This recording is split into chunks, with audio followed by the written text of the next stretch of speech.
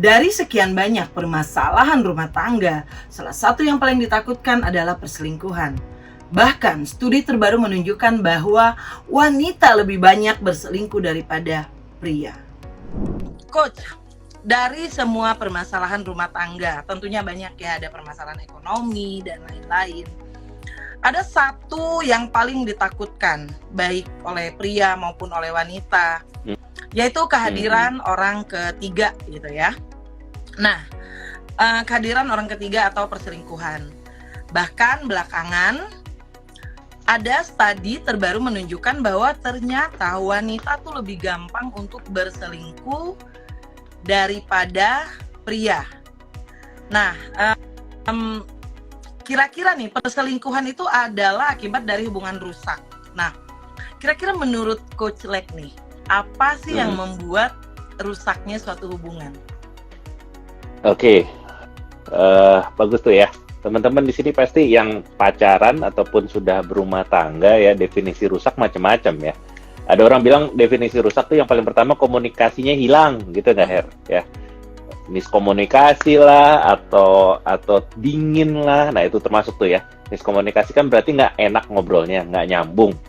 Nah kalau dingin kan berarti nggak ada chemistry-nya, nggak ada serunya gitu. Jadi bisa dari komunikasinya yang rusak. Bisa juga rusak dalam pengertian ada kebutuhan yang tidak terpenuhi gitu. Kayak misalnya pengen bercanda, pengen waktu bersama gitu kan. Pengen ada, kalau cewek zaman sekarang kan menuntut ada laki-laki ikut terlibat di rumah gitu ya, ikut berbagi pekerjaan di rumah yang lain-lainnya. Nah, mungkin si lakinya nggak peduli tuh kayak gitu-gituan. Jadi ada kebutuhan kayak, kok gue sendirian ya? Kok nggak ada yang peduli gue ya? Kok kayak gue capek sendiri nih? Nah, jadi bisa berarti rusak dari segi itu. Jadi dia merasa dirinya seperti berjuang sendiri, tidak ada orang yang nemenin. Nah, dari situ tuh mungkin Hera sama teman-teman di sini semua ya. Jadi dari situ kita mulai mencari orang-orang di luar sana. Tapi kalau saya bilang nih ya, kalau saya mau bilang nih, ini pendapat saya pribadi. Orang yang selingkuh biasa sih nggak nyari ya gitu loh. Mereka nggak beneran nyari, mereka nggak kayak, aku mau selingkuh gitu loh. Nggak gitu, mereka nggak keliling. Ya? Nggak direncanakan. Karena biasanya mereka hanya kesempatan. Exactly, benar banget sih Hera ya. Biasanya coba teman-teman di sini tolong komen ya. Biasanya sih kalau kamu selingkuh kemungkinan besar kamu nggak nyari. Hanya aja ada teman di komunitas gitu ya, ada teman di kantor, ada teman di bisnis baru atau di tempat kursus baru atau tempat olahraga baru ya. Dan teman itu memberikan sesuatu yang mungkin di rumah tidak terasa atau kebutuhan yang tidak ada gitu. Jadi dari sanalah berkembang jadi sesuatu yang berbeda gitu loh. Kira-kira awalnya gitu loh, Her. Di rumah nggak dapet, di rumah hilang, di rumah lapar. Ketika lagi main keluar, ada penjajahnya gitu loh. Ada tukang asongan, pedagang asongannya yang cuma nawar-nawarin gitu. Akhirnya terciptalah seperti itu. Gimana teman-teman yang lain? Bisa relate nggak sama yang saya ceritain? Yang pernah selingkuh bilang relate. Nah, itu berarti sekaligus ngaku tuh pernah selingkuh berarti. Selanjutnya, Coach. Ada dengar nggak sih belakangan yang kasus viral istri polisi selingkuh dengan mahasiswa, di mana suaminya sedang menjalani pendidikan perwira. Nah, sebenarnya bukan si pasangan ini yang mau kita bahas, tapi kan ini terjadi tuh karena keduanya itu dipisahkan oleh jarak gitu. Nah, menurut Coach, apakah LDR itu bikin kita rawan selingkuh? Ya, jawaban common sense-nya Hera ya. Karena ada jarak, maka ada kehangatan yang kurang gitu ya. Ada komunikasi yang, istilahnya gini, komunikasinya ada tapi rasanya nggak ada. Siapa di sini yang LDR kayak gitu ya? Kita tahu orangnya ada, kita tahu orangnya sayang, kita tahu orangnya diajak ngobrol juga jawab. Terus dia juga kadang-kadang memberikan perhatian dalam bentuk ngirimin video, ngirimin apa, tapi rasanya nggak ada gitu. Nah, jadi mungkin itu yang ngebuat LDR itu jadi sebuah hubungan yang istilahnya gini, statusnya ada gitu kan ya. Terus juga tugasnya ada, tanggung jawabnya ada, tapi rasanya kurang. Nah, balik lagi yang pertama tadi itu yang Hera bilang, kurang perhatian, kurang kenyang, kurang terisi, kurang terpenuhi, kurang itu semua lebih berasa banget kalau LDR. Gitu. Tuh. Nah, Coach, judul kita kan wanita selingkuh karena apa. Hmm. Dan ada studi terbaru menunjukkan kalau wanita itu lebih rentan selingkuh dibandingkan para pria ya. Ada di jurnal New York Post kalau nggak salah nanti saya bisa share ya, itu di bulan Agustus tahun 2022. Di situ memang ada penelitian bahwasanya wanita itu lebih rawan, lebih rentan berselingkuh, dan lebih banyak ternyata wanita yang berselingkuh semakin kesini. Dan kemudian alasan wanita berselingkuh itu karena kebutuhan emosional mereka tidak terpenuhi. Nah, menurut Coach Lek bagaimana? Ya, setuju banget sih. Kan kita sama-sama tahu ya, laki-laki sama perempuan ada kelebihannya masing-masing. Salah satu kelebihannya perempuan adalah mereka punya kebutuhan akan koneksi emosional yang lebih tinggi. Ya nggak, ladies nih, Hera ya, berasa gitu. Okay. Ya, mereka lebih butuh itu. Mereka suka ngobrol, mereka suka diperhatikan, suka memberi perhatian juga. Jadi kedekatan emosional itu penting. Nah, dan kita juga tahu di sisi seberangnya laki-laki biasanya itu adalah area yang paling lemah, gitu loh. Laki-laki suka dingin, nggak perhatian, nggak apresiatif, sibuk nyari duit doang, atau main sama teman-teman di luar, atau sama game. Jadi laki-laki biasanya setelah menjalani hubungan, coba nih ngaku deh cewek-cewek yang ada di yang ada di sini nih, bener nggak setelah pacaran atau nikah laki-lakinya jadi dingin gitu loh. Jadi apa istilahnya? Jadi nggak hadir kalau pakai istilah zaman sekarang ya, kayak dia tidak sibuk present, di tempat lain, nggak present yang ada di depan ya. Gitu kan. Nah, jadi wajar saja. Maksudnya bukan selingkuhnya wajar ya, bukan selingkuhnya kita terima, tapi wajar ada kelaparan dan kehausan itu di perempuannya, di istrinya, atau di pacarnya. Jadi mereka istilah kosong gitu loh, kosong dan dingin. Jadi ketika ada sedikit saja kehangatan, itu kehangatan nggak harus kehangatan yang bagus-bagus juga ya gitu loh. Itu kehangatan nggak harus dari cowok yang keren banget, nggak, yang penting anget aja gitu loh. Nah, ada kehangatan dikit aja, itu masuk akal kalau perempuannya jadi pengen membuka dirinya atau lebih dekat dengan sumber kehangatan itu gitu loh. Terutama kalau LDR, saya punya istilah namanya sumber kehangatan lokal, saya singkat SKL gitu. Jadi LDR tuh ya karena emang jauh gitu, jadi kalau ada kehangatan lokal itu walaupun barangnya nggak bagus ya, istilahnya saya gitu, si cowoknya nggak keren-keren amat gitu, cowoknya nggak lebih hebat daripada suaminya ataupun si pacarnya, tapi karena dinginnya itu akhirnya diladenin gitu loh untuk mengisi daripada nggak makan sama sekali. Komentar saya sih begitu. Cuma pertanyaannya begini nih, saya mau challenge buat teman-teman yang lagi nonton di sini. Kenapa sekarang? Kenapa seolah-olah sekarang perempuan tuh lebih mudah selingkuh? Ada yang mau nebak nggak? Boleh tulis di kolom komentar. Kenapa sekarang? Apa nggak sahabat aja? Nutrimak, kira-kira kenapa ya perempuan itu lebih mudah selingkuh? Iya, kenapa sekarang gitu loh? Apakah nggak dari dulu? Apakah nggak mama kita dulu juga pengen merasa dingin dan pengen selingkuh juga kah gitu loh? Apa nggak nenek kita dulu yang di atas-atas? Kenapa nggak begitu? Coba ya, boleh ketik di kolom komentar. Kalau komentar saya sih nih ya, nggak tahu kalian bisa relate apa enggak. Zaman dulu mama kita, nenek kita dan yang lain-lain itu ruang gerak perempuan sangat terbatas, gitu ya. Hanya boleh, kalau istilah zaman dulu tuh hanya boleh di dapur, kasur, sumur gitu loh. Jadi ruangnya tuh di situ aja, tidak bisa berkoneksi sama orang lain. Paling jauh tetangga, gitu ya. Jadi walaupun haus dan dingin dan lapar, gitu kan, tidak mendapatkan pemuasan emosional dari suami, tapi nggak bisa ngapa-ngapain, terkunci dia. Nah, di zaman modern ini dengan kemajuan dan ruang geraknya perempuan lebih luas, ya, bisa dengan internet, gitu ya. Jadi lebih mudah lah perempuan untuk mendapatkan akses dekat sama sumber kehangatan lain. Jadi sebenarnya perempuannya udah dingin dari zaman dulu gitu loh. Nenek kita tuh mungkin kurang perhatian dari kakek kita gitu loh. Mama kita tuh haus perhatian dari papa kita. Cuman dulu nggak bisa ngapa-ngapain gitu loh. Nah sekarang karena ruang geraknya lebih luas, jadi mudah lah untuk mendapatkan tawaran-tawaran itu dari luar. Itu jawaban saya. Ada yang bisa connect nggak? Bisa relate nggak? Hera Kayaknya gimana relate menurut nih, Hera? Coach. Ini ada yang jawab karena sosmed, Bella jawab karena sosmed. Terus perempuan sekarang udah banyak yang mandiri, Coach. Ya benar ya, perempuan udah mandiri, jadi lebih banyak berketemu orang. Jadi opportunity, kesempatan buat selingkuh itu kayaknya lebih banyak gitu loh. Coach, menurut Coach Lek nih ya, kira-kira kalau misalnya orang ya, perempuan let's say, yang udah pernah selingkuh, ya kan? Apakah berkali-kali selingkuh itu sulit untuk insaf?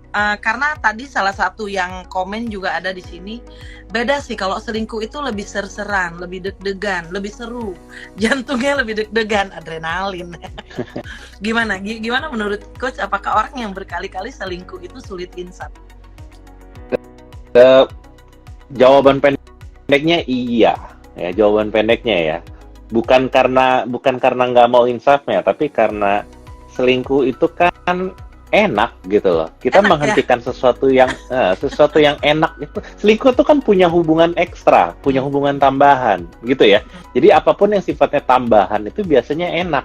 Apalagi kalau tambahan itu tidak ada kewajiban ya gitu loh. Misalnya saya selingkuh sama orang di luar pasangan saya tidak punya tanggung jawab untuk membina hubungan sama orang itu. Yang penting asal sama seneng aja, waktunya pas gitu. Jadi kenikmatan tanpa tanggung jawab gitu. Jadi wajar aja orang yang sudah pernah selingkuh dan mengulang selingkuh itu akan lebih lebih mudah mengulanginya lagi, seperti gitu ya.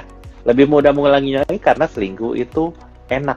Bener yang dibilang tadi sama Hera sama teman-teman di sini, ada faktor deg-degannya juga ya, ada faktor sesuatu yang baru juga. Ada banyak penelitian yang bilang orang-orang yang selingkuh, terutama perempuan ya, karena mereka merasakan monoton gitu loh, monoton banget gitu. Monoton tuh maksudnya apa? Kita bicara karena udah sama-sama dewasa ya, kalau udah menikah, monoton biasanya perempuan ketika sudah di rumah tangga, kerjaan si perempuan tuh melayani lakinya. Ya, jadi apapun aktivitas yang seneng-seneng gitu, aktivitas dewasanya tuh untuk kepentingan lakinya gitu loh. Jadi yang enak lakinya aja.